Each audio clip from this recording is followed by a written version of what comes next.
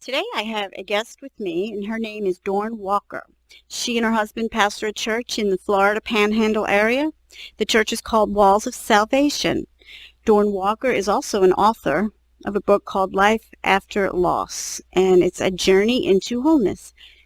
And it's a powerful little book, and I want to read chapter 1, the first couple of lines. It says, "My story. Tragedy struck suddenly and without warning.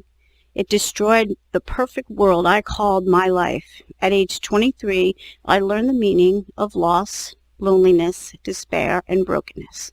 And so, Dorn, I'm going to ask you, to tell the listeners about your personal journey and how you came to write this book. All right. Well, hi, Desiree, and thank you for having me on.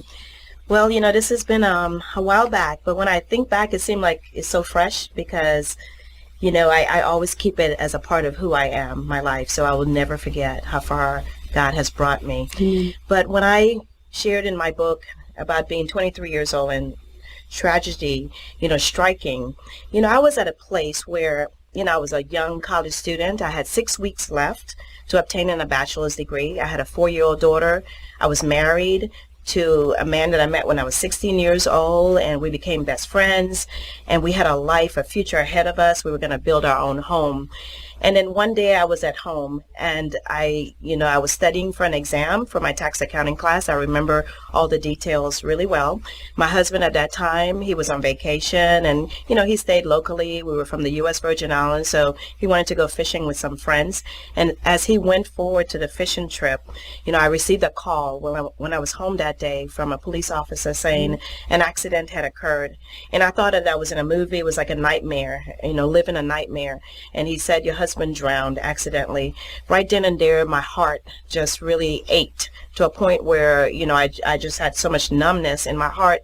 And not only did that happen, it was on a Tuesday, I remember well. 2 days later, my uncle died of a heart attack. And then a month later, I found out that my oldest sister was terminally ill with cancer. On top of that, I had a lawsuit against me from a traffic incident that had occurred in my first semester going to college. All of a sudden, the person decided to sue me. My life crashed. It was like a whirlwind. I didn't know the Lord. I came up in a family that didn't go to church. My dad knew the Lord, but he had divorced. My mom and dad had been divorced when I was a little girl. So there were times we spent with my dad, and he would take me to church, sometime here and there. But I was not really a believer. I didn't know the Lord. My mom didn't go to church. And so I didn't know where to turn. So when all of that happened, Desiree, some of the things I didn't even share in my book, it ran deep because I actually was turning to drugs. I felt like I needed something to mask that pain. And as I would take the drugs, I remember, getting a high. And this is real. My book is real. I opened up this door to help others. And as I would take the drugs, I would come off the high, and then the pain was there. And so I knew, even though I wasn't a believer, that it was going to take something greater than this superficial drugs or anything to get rid of this pain that was so deep in me at 23 years old, where I didn't know where to turn.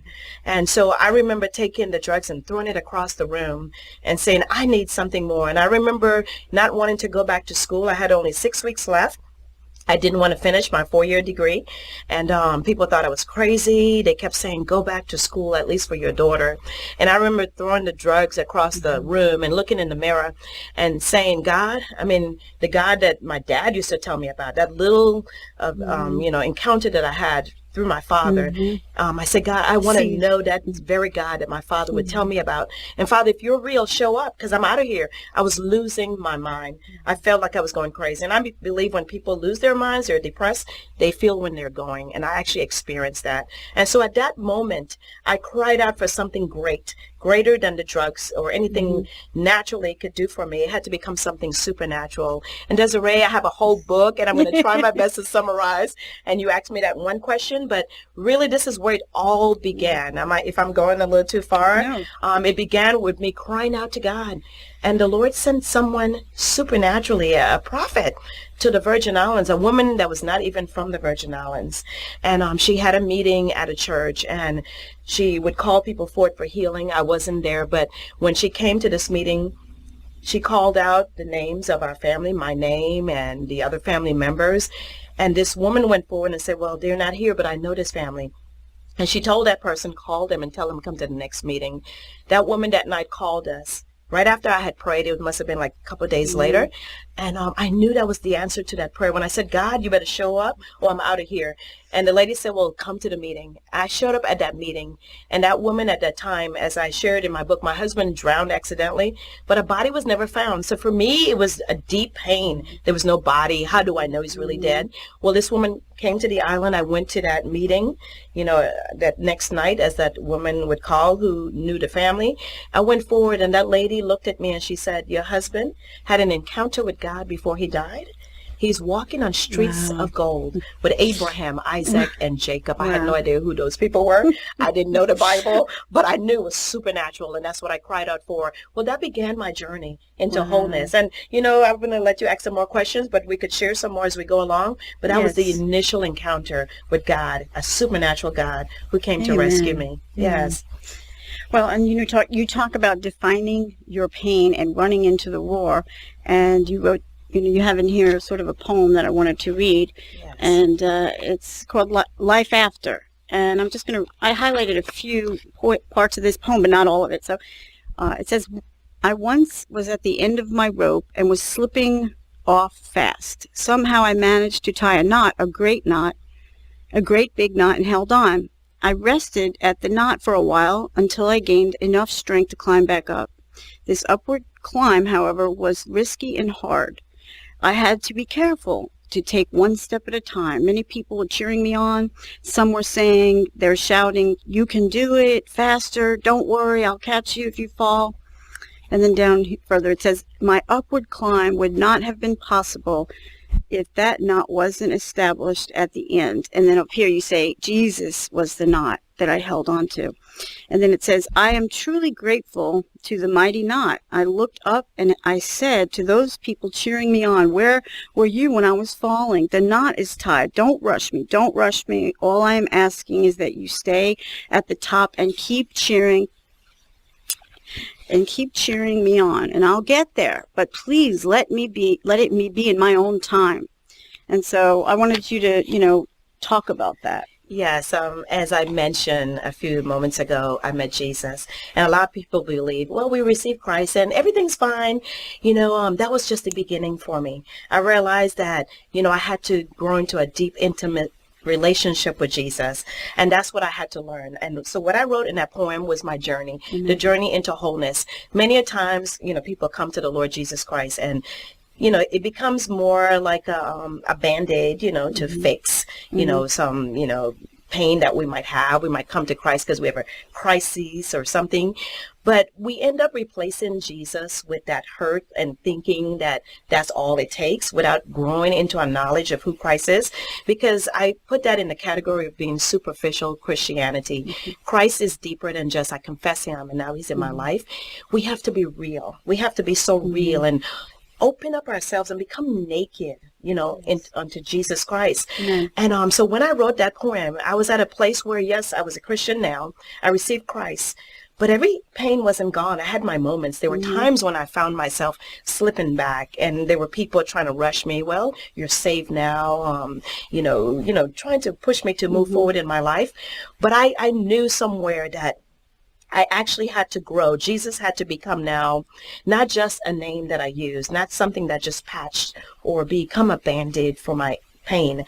I had to allow him. I had to allow him to see deep in the recesses of my heart all the way through, so that he will be the one to take that pain out. It started there. I had to start with the knot, which was Christ, but I had to give every bit of the pain to him, and it was a lot. It was deep, Desiree. Yeah, so that summarizes. Well, that. Then you also talk about your pastor was talking about the pack of lions, and like when the older lions get, when they're old, they can't do what the younger lions, so they kind of hide and they make this roar, and so the prey will run not to the roar, but away from the roar. Yes. But running into the roar would really actually save them, because the old lion would not be able to attack like the young lion. Yes. And so I really related to that, because so many times I know in my own personal life that pain, if you run to it, and I've learned the hard way, but pain, since I've experienced a lot of pain in my life as well, and I don't know, many people who haven't, we all experience pain on some degree. And so pain if you push through it and not avoid it, because when you avoid it, you go after those external things. Yes. If you run in the other direction, you're going after, other fulfillment. And so that's what your book, talks about when it mentions that example, or that illustration of the lion. Mm-hmm. And so, talk about some of the things that have brought you through when it comes to running into it. Like running into it, Yes. not running away from it. Yes. Like, talk about that. Yes, and so in that chapter is one of my favorites also, and it's Run into the Raw, and right before that is Defining the Pain, Yes. and Naming Your Enemies. Naming your enemies. And so it defining starts the pain. there, I love that. defining the pain. So now I have Jesus Christ, but did I really understand the depth of my pain? All I knew I was hurting, and it was so deep, but I had to go to the root of that. And so I began journalizing, and I tell people, when you've gone through a tragedy or some trauma or a traumatic situation, start writing down your feelings, because I had to see Jesus as a trusted friend. If he was going to heal me, he had to understand me, know me, even though I knew that God is, bigger than me, but I had to be real. I had to know that we had a relationship.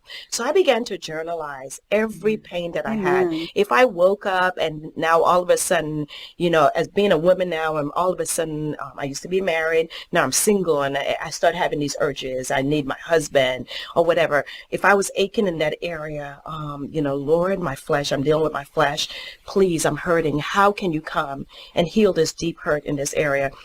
Well, if I got up and a depression was coming over me, I didn't want to leave my house, and I knew that was not, normal. I would write that down and they became like prayers. So I began to journalize. So I began to define every moment. In the book, I have examples of loss of a loved one. How do you feel every day? Are you constantly thinking about that person? Are you pretending that they're still there? Did you save all their clothing, pretending that they didn't die? And I see these things as bags that we carry with us. And so I have some things. I also mentioned an example, loss of peace, because peace is a part of our walk with God, righteousness, peace, and joy in the Holy Spirit. If we're losing peace, we woke up that day and there's no peace.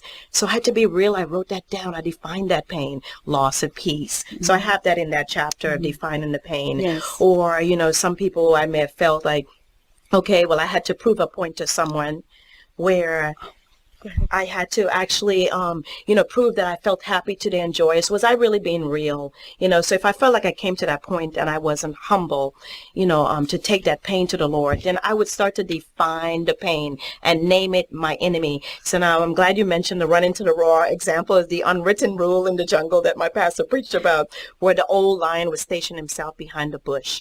And then the young lions would be in a totally different area.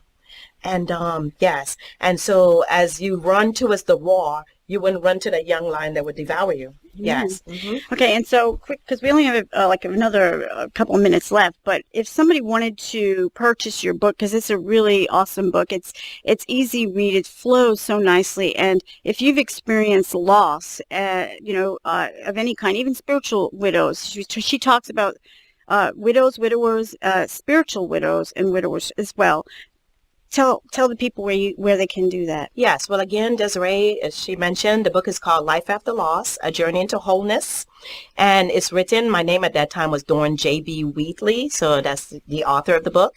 And you could purchase it. It's still available on Amazon. I believe I've seen used copies there, Amazon.com. Also, if you write me at 3105 North T Street, and that's in Pensacola, Florida, 32505. You can send a check, money order to Dorn J.B. Wheatley or Life After Loss, however you want to do it. And the book, it costs $10, and you could add $2 for shipping and handling, to cover those costs. And so you can write me. We also have a PayPal account. Our church is Walls, WALLS, OF, Salvation.org. We have a PayPal there. You could also purchase it through PayPal with a note that you're interested in purchasing that book. Well, thank you so much for being here. Thank you for listening. We are out of time. God bless. God bless you.